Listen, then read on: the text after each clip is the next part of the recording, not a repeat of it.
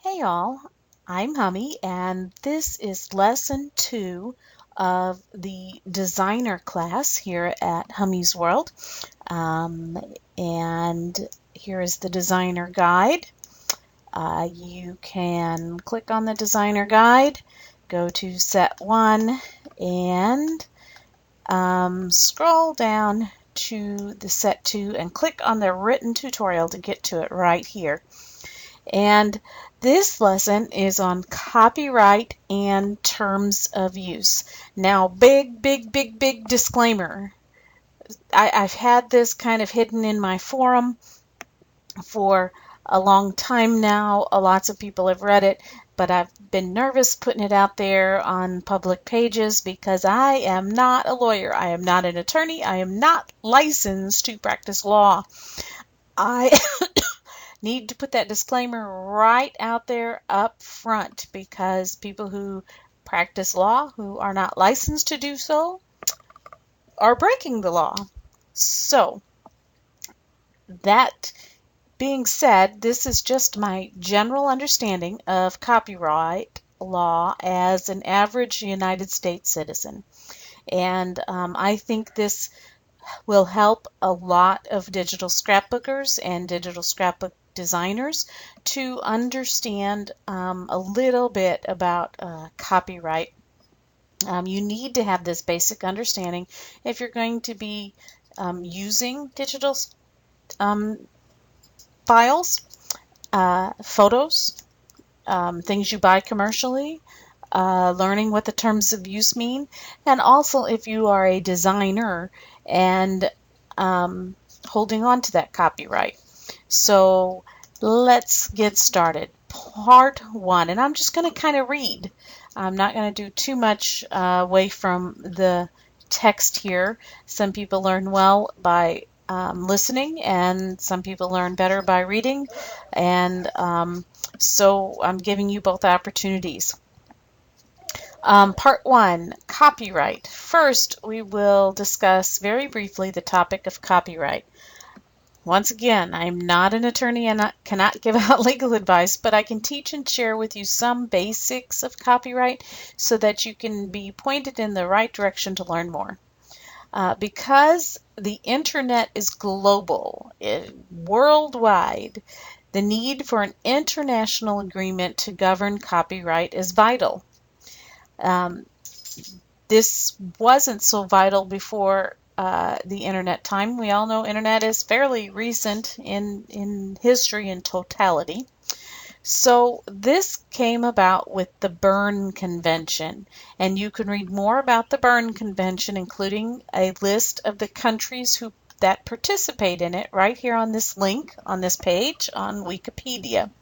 I'm not going to click on it. You can come to my site and click on it. Although first established in 1886, the United States did not join the Berne Convention until 1989. In the United States copyright, the intellectual property rights are known as Title 17. So if you're not in the U.S., you need to look up your own copyright laws. Of course, if you're going to be working with people in the U.S., this might benefit you in learning about theirs. So Title 17 is what our copyright and intellectual property rights are known as. Copyright is the right to retain ownership of an original work. The works which we are interested in are similar to paintings. Each and every photograph that we take is an original work of art, and the owner, this is important, this is why I put this in bold, the owner automatically retains copyright without any action. So in other words, the minute you press down that shutter button, you own the copyright of that photo without doing any action. And so this sort of work is similar to paintings. It's involves photographs, and it's the same for every graphic artwork we create.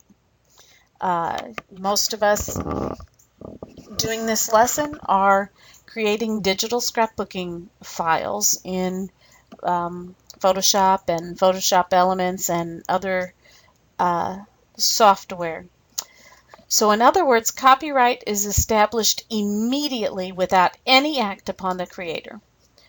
That's very important to remember. Some people think that they have to put a copyright symbol on their photo in order for it to be copyrighted. That is not so. So this is what's so important then as a consumer, that you just can't go out on the internet and copy any photo and use it without asking permission of the copyright owner. The Berne Convention sets forth the duration of the copyright as the life of the artist plus a minimum of 50 years. Thereafter, each country sets forth further standards. In the United States, the length of a copyright is the life of the artist plus 70 years. So some of these very, very, very old graphics in like books and I want to say newspaper ads, things like that, they may not have a copyright anymore. The copyright life may have expired. In the United States, if the artist is the life of the artist, not the life of the item itself, but the life of the artist plus 70 years. And but there may be other things. Sometimes if the copyright is reclaimed or something like that, I would still double check.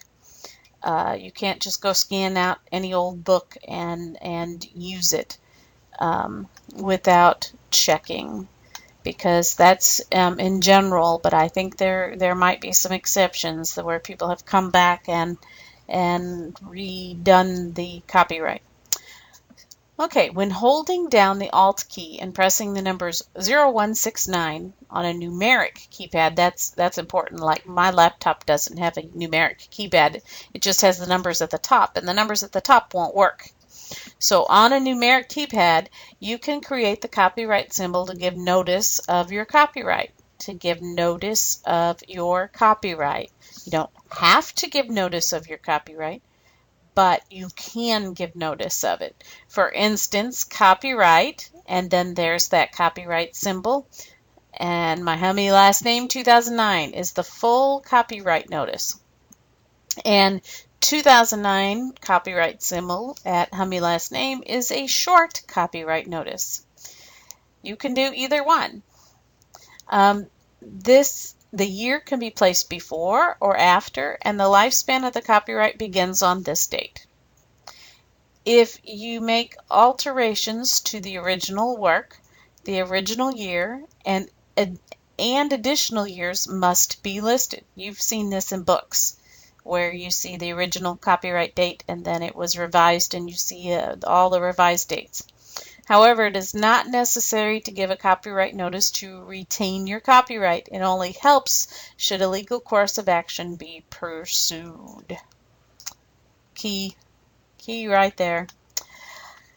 It is permissible, of course, to utilize your full name in a copyright notice. It can be problematic as to whether or not a designer name or a brand name can be utilized without a trademark.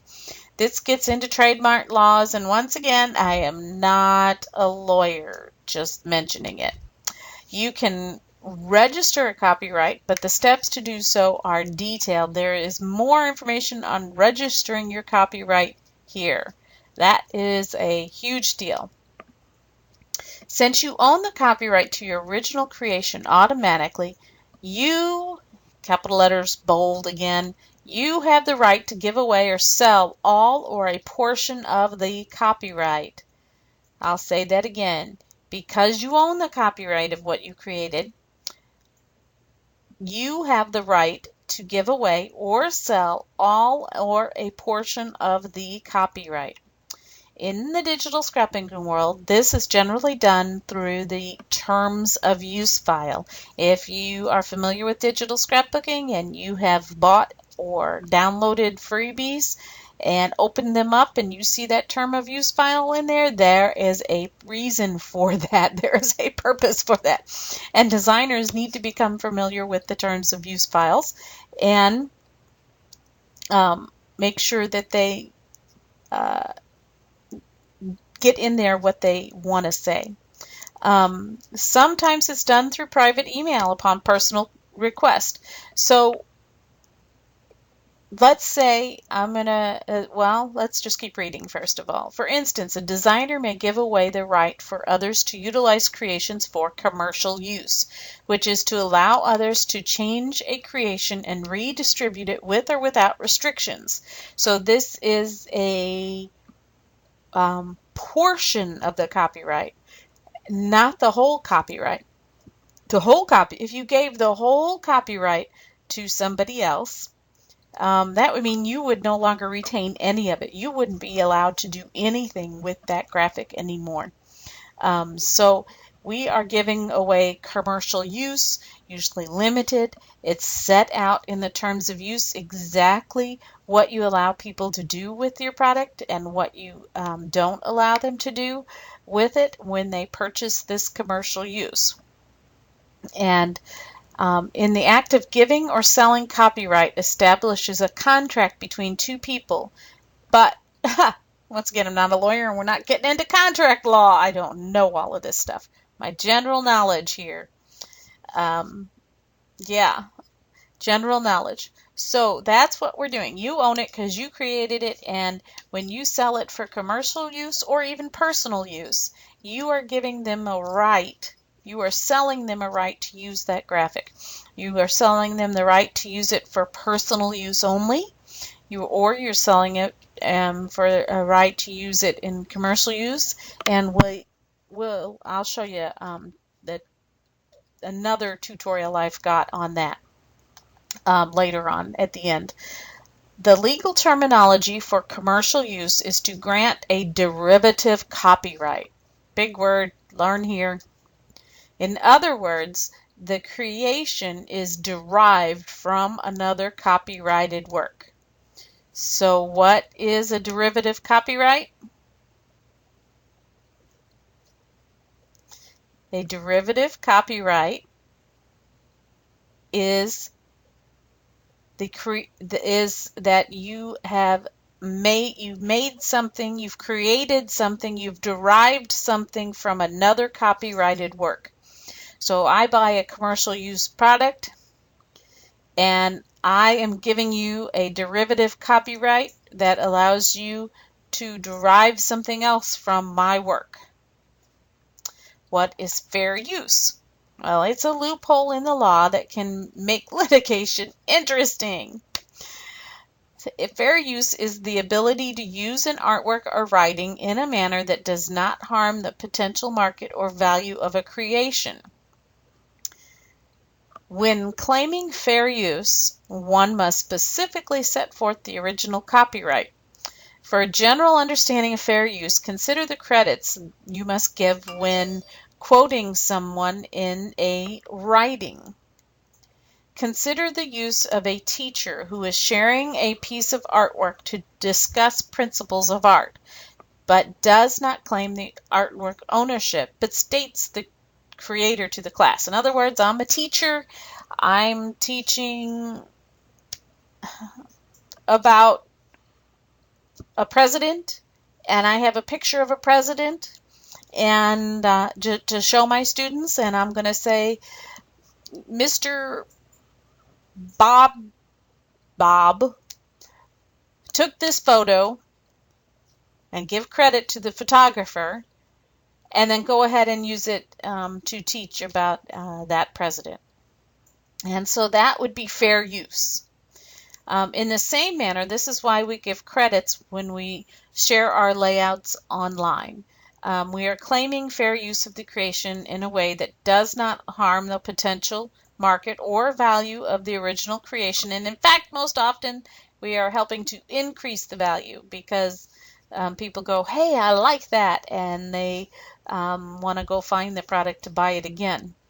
And so that is fair use, is using it.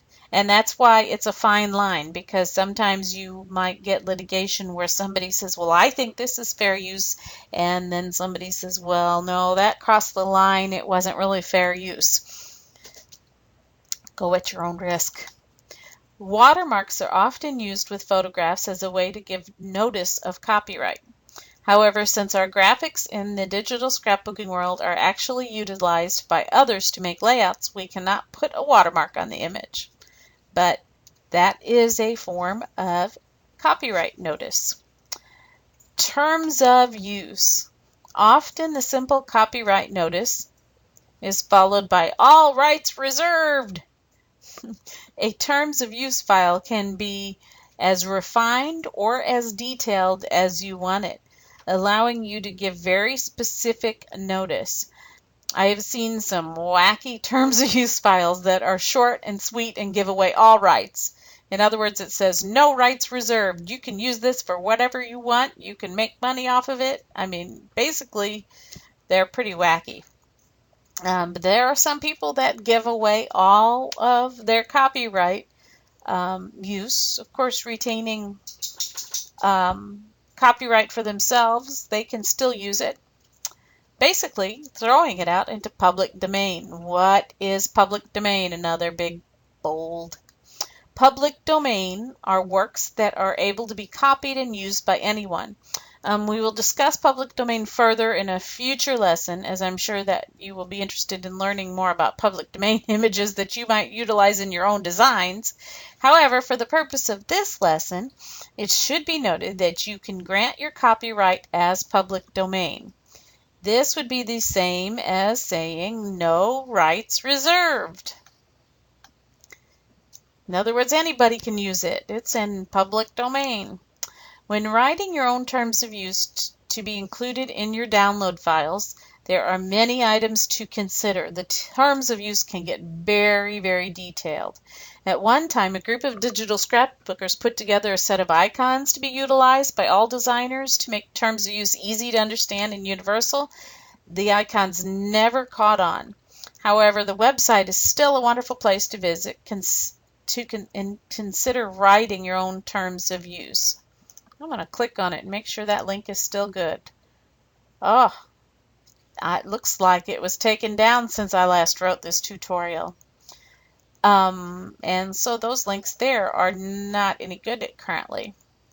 In addition, Flickr utilizes standard icons and terms from a site, which I believe is another great resource for you to understand terms of use. It's called creativecommons.org. And if you upload to Flickr, you can choose different licenses from the Creative Commons. So click on those and go read. Those are really good links.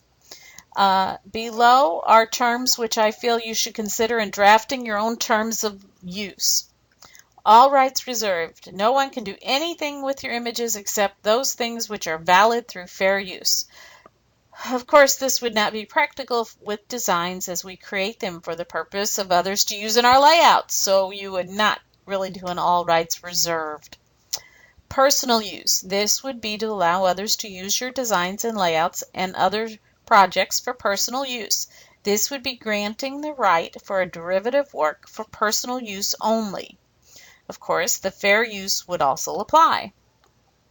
Commercial use. This would allow others to use your designs to create, that should be create instead of creative, to create derivative works for commercial use. Remember that derivative works?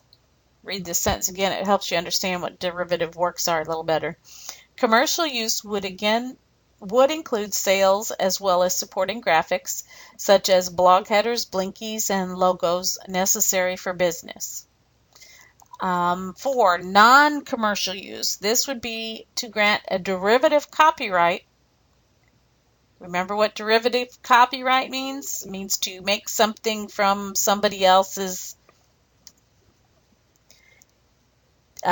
somebody somebody else's work. Okay, so non-commercial use would be to grant a derivative copyright to create other works with your graphics, allowing them to share those derivative works, but only as freebies. In other words, no, they can share it, but they can't make any money off of it. S4H and S4O. That in the digital scrapbooking world, these acronyms stand for Scrap for Hire and Scrap for Others. This is a special niche in the digital scrapbooking world that has created a special need for the terms to be conveyed. Scrap for Others is not as widely used as Scrap for Hire, and it is unclear to me whether Scrap for Others is considered commercial or non-commercial. Therefore, the terms of use should specifically set forth details for Scrap for Others. Many Scrap for Hire designers look specifically for designers who allow them to create layouts for other people for a cost with their products. There are lists of those who allow S4H so that those S4H designers may know where to shop. Allowing S4H can help bring business. Display. This would be to grant the right to copy a work for display unchanged from the original format. An example might be a set of icons for blog use in which the right is granted to display it on the blog. Attribution. Attribution. Does the person creating the derivative work have to give you credit when sharing the layout or selling the file for commercial use? Some designers do not require this and some do, and this should not be confused with the owner retaining copyright. The owner of the original creation retains copyright even when credit is not required. As another example, a photographer would grant the right to display a photo in the original format online, such as a blog post, as long as attribution is given. If you don't understand that, go back and just reread it. Kind of complicated, but attribution is basically giving credit. And some designers want you to give credit when you display it in galleries online, and when you make a derivative work with their product and you resell it, they want you to tell in your terms of use, hey, I made this product using somebody else's product, and some do not. So be sure to read the terms of use, and for people beginning to design, decide which way you want. Limitations. A creator can include any imaginable limitation in the terms of use, such as the number of times the file can be used, what types of products it can be used in and not used in, such as cards, crafts, etc. Below are factors to consider when drafting a terms of use. Be sure to list your copyright notice, whether using the copyright symbol or just claiming the copyright. This would be a good place to utilize the copyright symbol with your name. Be sure to include contact information. Number one, important. You want people to be able to contact you if they have questions, or to contact you if they can't find your new store, if you've moved your store or whatever. Include an email address and a URL to your site where people can easily find you again. You may have more than one URL, such as a store and a blog, etc., Facebook. What file formats should be utilized? At one time, there was a movement to encourage people to use JPEG formats. However, JPEG formats are not easy to read, and the URLs are not clickable or able to be copied and pasted into the browser. It makes it more difficult for the readers to understand and find you. I think that the push to utilize this file type was so that the icons, as discussed above, could be utilized. However, the JPEGs are erased to save space by those downloading. I would not suggest using a Word format, as not everyone has the program. The best file type to utilize is a text document, as all computers can read this file type. The drawbacks to this file type are that the icons cannot be utilized and the files cannot be protected. In a Windows operating system, simply right-click on the desktop or in a folder, choose New, and then Text Document to create a new text file to draft the terms of use. It's really easy. Another great choice to create is to create a PDF document because text and icons can be utilized, and in addition, the files can be protected from rewrite. I understand that there is a possibility that someone may open a terms of use and edit it to claim that a certain right had been granted, but in reality, when the document is saved, the date is also changed in the properties. It would take a serious guru to pull off that deception. Some people include both the graphic and text formats, but the choice is up to you. Often digital scrapbookers grow weary of deleting so many files from the downloads, and the more you include, the more frustrating it can be. Offer a download of the current terms of use online, such as your blog, your site, your store. If the terms of use is inadvertently deleted, then there is no excuse for someone to be able to obtain a new copy. In addition, those considering purchases may want an advanced copy before making the choice to buy. Also, should a terms of use be updated to replace older terms of use, this is one way to communicate the change. Of course, the updating of terms of use is a controversial topic I would rather not discuss. Be sure to include in the terms of use any credits for commercial use products utilized that you're required to. Add a personal note. It is effective marketing. So your lesson, if you're in this class, and I'm going to go ahead and read this. What is fair use? What is public domain? What is derivative copyright? What is attribution? What are 3 forms of copyright notice discussed? Now, that last one is the kicker. I don't know how many people get that question wrong. 3 forms of copyright notice discussed above.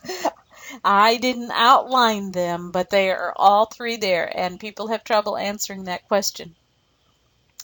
If you are on YouTube and you want to comment below and answer those questions, I'll be glad to tell you if you're right or wrong, or you can email me.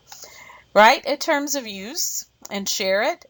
And here is at the bottom, you can read the terms of use definition page. And if you want to borrow my terms of use, here is my terms of use. And if you want to borrow that as a starting point, you feel free to do so. And here is the terms of use definitions page that I have. And I'm not going to read through this, but certainly come to my site. It's actually in the sidebar here. Designer Terms of Use Guide Anyone Can Use. It describes, for digital scrapbookers, the most common terms. And then if you want to take this graphic that I made here or here and right-click and save the image, and then use your paint bucket to fill in like I have done for mine over here as the sample. And I include this directly in my downloads. I put this along with my terms of use file because this quickly allows people to see what you allow and do not allow. For this sample one, well, and there's one for commercial use. Let's go ahead and go back to my terms of use. And you can see I allow all of these things, allowed or required. So is credit required? Yes. Is scrap for hire allowed? Yes. Can they use my designs on the web? Yes. Can they use my designs in tutorials? Yes. Can they use my designs in publications? Yes. This is all personal use, ways they can use it without making any money. Now, if the people make money, this is my graphic. Do I allow commercial use for commercial use? If you want to know what that means, it's on that other page. No. Scrap for hire, yes. Modify the files, yes, for commercial use only. Derivative, DR. Gosh, I don't even know what DR means. I have to go back and look.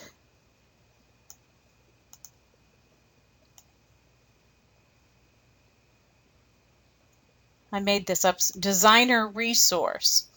The right to use the product to create for sale a designer resource, aka can they make textures, styles, actions, brushes, shapes, PSP scripts, and tubes with it? And I gotta go back to my page. And I say no to designer resources.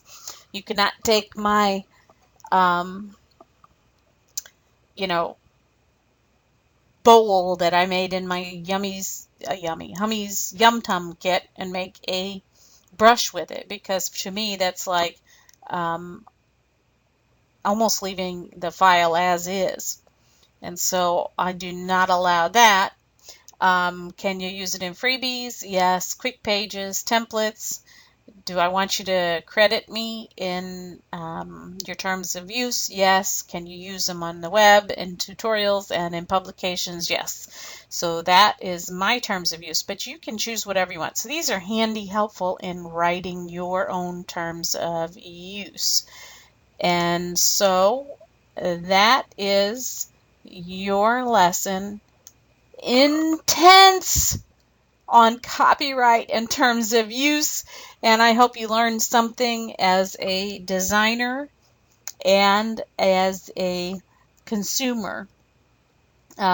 This stuff is important to have a basic understanding of from as a consumer and as a creator. So I'm not a lawyer. Not a lawyer. If you want to know more, go pay a lawyer. Yeah. Have a great day.